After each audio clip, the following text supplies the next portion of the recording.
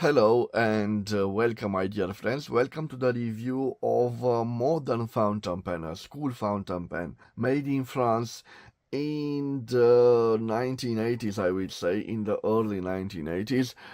I give you the review of the Stypen fountain pen. So, guys, before I will start its review, let me tell you this was part of a lot. I did not pay a large sum of money for it. I paid 15 lays, the equivalent of 2.95 euros or 3.42 US dollars. Let's zoom a little bit on it. We can see we have an orange pen made in this wonderful lively color.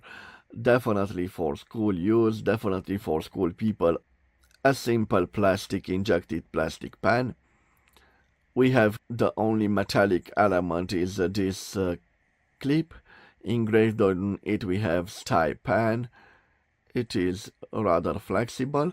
And at the top of the cap we have made in France. So, guys, Stypen was quite a important player in the market of refillable school pens in France in the 1980s, in the 1990s, and in the early 2000s. I say in the early 2000s because this company was acquired by Bic in 2004. Interesting, when they acquired Stypen, Stypen had 10% of the refillable school pen market in France, and this is an incredible feature. Also, when I did recently the review of the Creeks and Creeks fountain pen, I had an interesting comments from one of my viewers, and she had an information that Stypen actually produced the Creeks and Creeks line. I'm not so sure if this is a fact. Maybe you can tell me in the comments, my friends, if you have information about this aspect. And returning to the fountain pen, it's quite light pen. It opens like this, and it reveals simple steel nib. Interesting, on this steel nib we have some engravings. I would say even a logo. I'm not so sure if this was the logo of Stypen in the 1980s. If you know, tell me in the comments, my friends. So this is a simple steel nib, no breathing hole. It is semi-hooded in, I would say semi-hooded and partially open. I'm not so sure, guys. In the back we have a simple plastic feeder, so it's quite a cheap made pen. I bet it was not an expensive pen. And this is the barrel. It can accommodate one universal small ink cartridge, and you can also put one as a reserve in the barrel section. So a simple pen, my friend. It was an affordable pen. Even now you can find it second hand for less than 5 euros or 5 US dollars. So you can still find it in flea markets or occasionally on eBay. Okay, guys, so I will leave the dimensions of this pen on the screen, and in the same time I will change the angle of the camera, my friends, like this. Okay, and we will do the writing sample.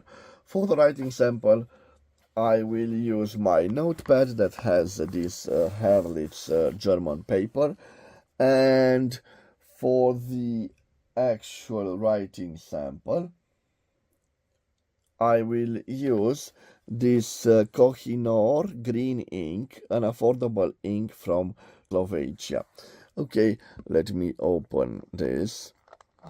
By the way, my friends, I won't put an ink cartridge. I will just dip this pen in that green ink, and we will do the writing sample as it is. So a little bit of Zoom. Let me dip the pen in ink. Okay. So what do I have here, guys? I have Stypen. Oh,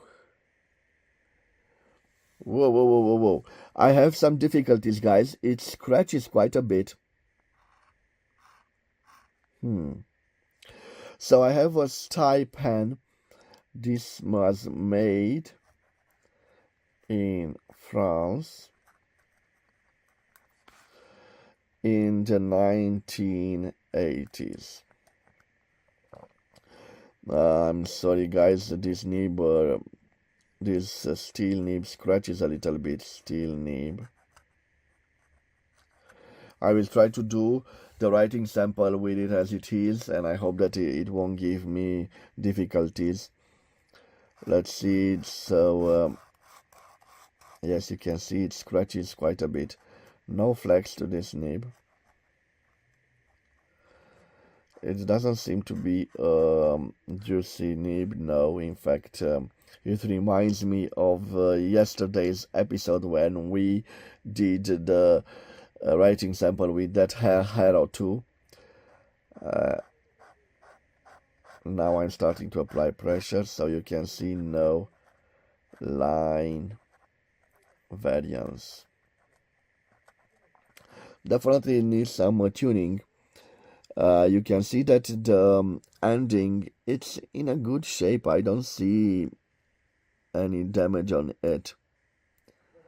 So probably it can be tuned and we can get rid of that annoying scratching. So now flex, let me see if we can reverse write with this nib. Oh, reverse writing. Yes, amazing, it doesn't scratch anymore. It writes like an extra fine one, and in normal it writes like a F1.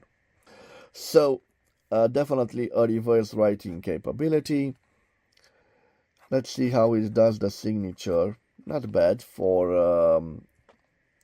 a nib that scratch and doesn't have that good ink flow.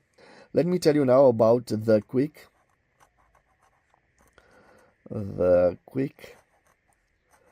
brown fox jumps over the lazy dog. And I've made it, guys. You can see that this scratch is quite a bit. Again, I think that this is just the case with this particular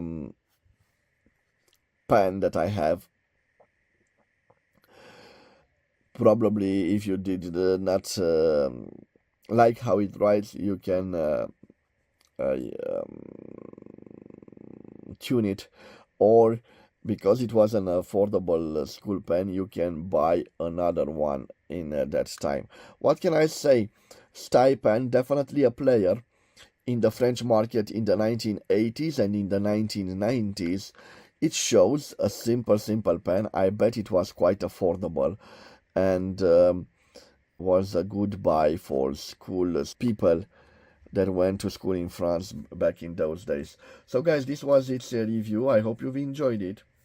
I will see you tomorrow with another interesting episode. Till then, bye bye my dear friends, and God bless you all.